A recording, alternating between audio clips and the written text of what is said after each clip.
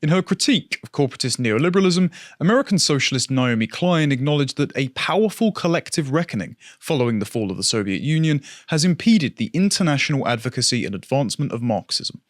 Klein mounted a defense of Marxist policies following the atrocities of the 20th century by setting the standard that, quote, any attempt to hold ideologies accountable for the crimes committed by their followers must be approached with a great deal of caution. The ideologies which Klein stated constitute, quote, a danger to the public are those reliant on erasing an existing social order to, quote, make way for their purist intervention.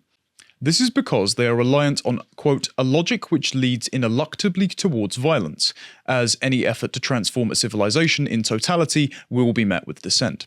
In Klein's mind, this does not contradict her endorsement of Marxism. She states that, though Marxism is not blameless, not all forms of communism are authoritarian or inherently genocidal. Similar apologetics are expressed with the phrases, communism, great idea, wrong species, or socialism doesn't work in practice, but it is good in theory. This exalts the ideology as hypothetically benevolent, but erroneously implemented. Critics repeat the phrase, real communism has never been tried, ad nauseum, to mock the modern communists deluded that their doctrinaire interpretation of Marxism is uniquely capable of actualizing utopia. This was my experience when I had a tweet go viral on the 140th anniversary of the death of Karl Marx. Labeling him one of the most evil men who ever lived, and listing his life and crimes, solicited numerous communist apologists rushing to his defense. Their insults and objections were imbued with this typical conceit. Klein's belief that murderous socialist dictatorships were merely a distortion of Marxism encapsulates this arrogant attitude. But is Klein correct in her assessment that Marxism has proposed a route to the expropriation, equitable redistribution, and abolition of private property which works and is not reliant on violence? Is she right in proposing that there is a benevolent form of Marxism which exists on paper but has yet to be practiced? If so, why does every national experiment with Marxism consistently produce violent revolution, privation, and genocide? By consulting the primary texts of Marx and Engels and writings and statements of the dictators they inspired, we may discern if the reason why real communism has supposedly never been tried is endemic to Marxism itself. But what is real communism? The nebulousness of this hypothetical utopia is a motte to which Marxist ideologues may retreat when the bailey of implementing their ideology is besieged by charges of impracticality. Interrogating Marx and Engels' primary texts inform us as to the faulty premises on which the communist project rests. Marx and Engels' historical materialism asserts that all past history can be holistically summarized as repetitious class struggles between oppressor and oppressed, stood in constant opposition to each other. These adversarial classes have been dichotomized as oppressed economic contributors, the proletariat, and exploitative vampire property holding class, the bourgeoisie. By nature of their subordination, the proletariat are morally superior to the bourgeois class oppressing them. The creation of these classes is assessed to be the consequence of arbitrary inequality, engineered by the extraction of wealth from the labour of the proletariat by bourgeois capitalists. Marxists believe that capitalism is maintained only through the barbarous treatment of its operatives, and count themselves among the unilaterally exploited.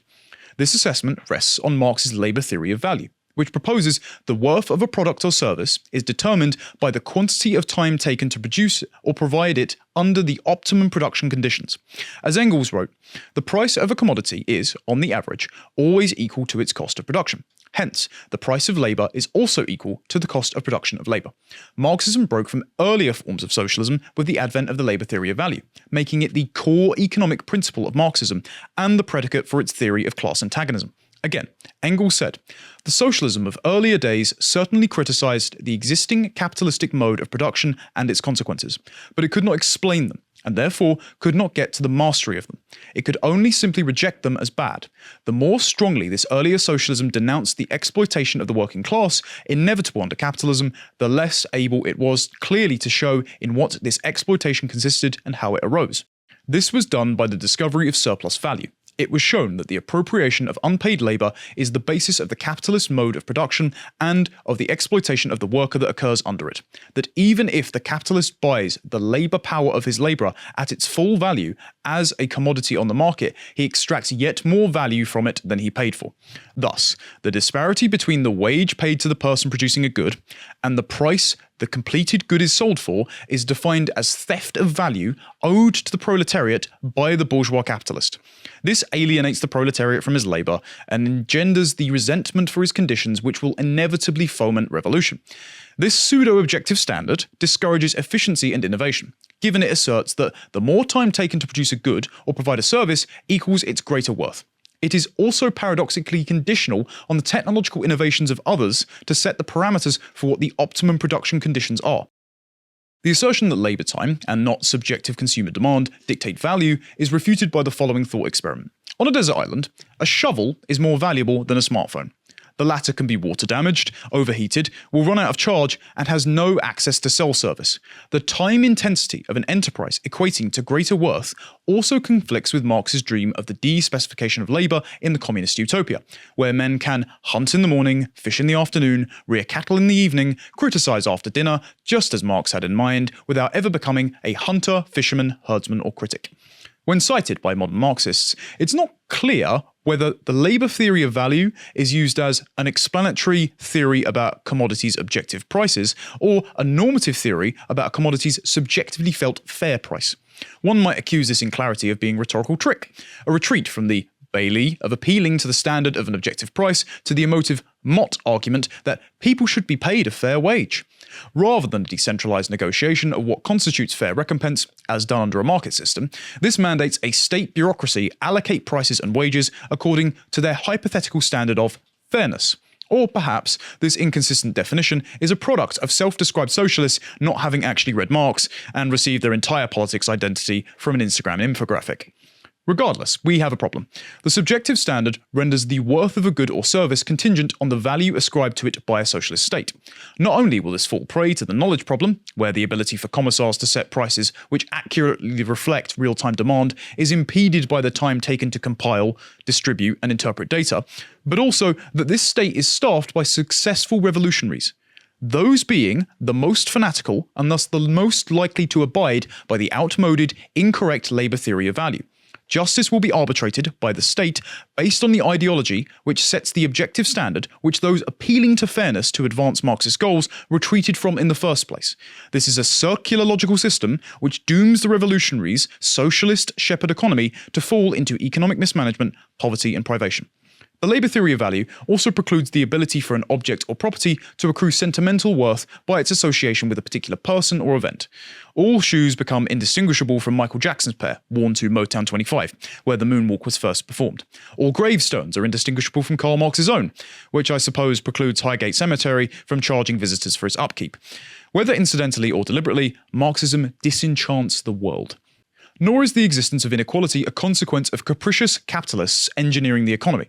As the Pareto distribution and Matthew principles observe, any meritocratic enterprise results in the majority of resources accruing in the hands of an exceptional minority. Both Robert Nozick and Lotus's very own Josh Firm have catalogued the various dimensions along which people can be assessed, resulting in disparate outcomes between identity groups. These identity groups are so infinitely fractionable according to intersectionality that they regress mathematically to the individual. To maximize prosperity requires a plurality of diverse domains of competition rewarded with economic incentives for excellence, not all wages being the same. Instead, communism homogenizes individuals to arbitrary groups, and, in Marx's words, reduce all down to a common level to enforce equity. This invariably occurs because the promise of prosperity cannot be fulfilled when operating from a core, faulty economic premise, that of the labour theory of value and the de-specification of labour. However, unimpeded by the economic illiteracy of Marx, modern Marxists still declare that capitalism is condemned to inevitably collapse into a final class conflict, a revolt by the proletarian majority against their bourgeois masters to secure their liberation. This is the dialectic of historical materialism, that the evolution of economic organisation, from feudalism to capitalism to socialism to communism, is an inevitable arc progressing inexorably, culminating in a historicist stasis of social justice. What did Marx envision will be eradicated by the transition into communism?